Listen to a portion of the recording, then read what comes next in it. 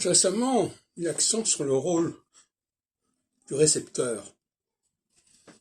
L'émetteur ne peut pas travailler tout seul. L'émetteur a besoin d'un répondant en face de lui. Pourquoi? Parce que quand il dit quelque chose, il faut qu'on puisse faire une certaine critique de ce qu'il dit, qu'on puisse réfuter ce qu'il dit. Je ne parle pas dans le domaine du roman, mais je parle dans le domaine de l'approche historique, sociologique, anthropologique, philosophique même. Donc, s'adresser à un ignorant n'a aucun intérêt. S'adresser à quelqu'un qui ne connaît pas les documents, les faits auxquels on se réfère, n'a aucun intérêt. Pourquoi? Parce que la personne qui écoute ce qu'on lui dit, comment pourrait-elle être convaincue de quoi que ce soit, puisqu'elle se dit qu'on lui donne des éléments qui vont dans le sens de ce qu'on lui dit, de ce qu'on veut lui faire accepter. Et donc elle n'a aucun moyen de contredire. Quand il n'y a pas de contradiction en face, quand je dis contradiction, c'est tout simplement le fait de savoir un certain nombre de choses et de dire que ces choses que l'on sait, ces faits que l'on connaît, eh bien, ils ne sont pas respectés, ou bien il y en a d'autres qui sont négligés et qui sont plus importants. Je prends un exemple complètement ridicule. Si je commence à dire, par exemple, qu'il y a un rapport entre 1918 et 1948, par exemple. En fait, parce que c'est deux moments où l'on décide d'un certain nombre de choses.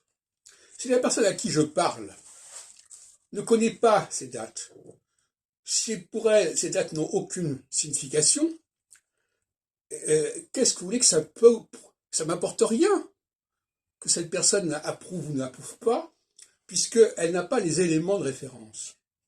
Elle n'a pas de résistance. Elle n'est pas solide. C'est pour ça que les débats qu'on peut avoir avec des gens qui n'ont aucun bagage culturel, aucun bagage intellectuel, c'est assez vain. Vous avez les choses comme elles sont. Je me reconnais que dans certains cas, je me suis trouvé dans cette situation. Avoir en face de moi quelqu'un qui est nul, qui connaît rien, qui a un culte. Et alors il va dire oui, c'est ça, etc. Mais finalement, même lui ne sera pas convaincu, puisque lui n'a pas de possibilité de recoupement. C'est tragique. Et en astrologie, justement, le problème, c'est que les astrologues, souvent, et même les auteurs d'ouvrages astrologiques, n'ont pas en face d'eux des personnes, n'ont pas de lecteurs. Ils n'ont pas de lecteurs parce que les gens qui ont une certaine culture ne vont pas s'amuser à lire leurs travaux, leurs publications. Or, rien n'est plus intéressant que dans un domaine où les gens qui me lisent ont un certain bagage.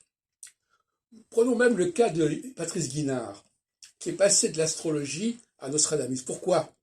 Parce qu'avec Nostradamus, il a en face de lui des gens qui vont apprécier, qui vont juger, qui vont jauger ses propos.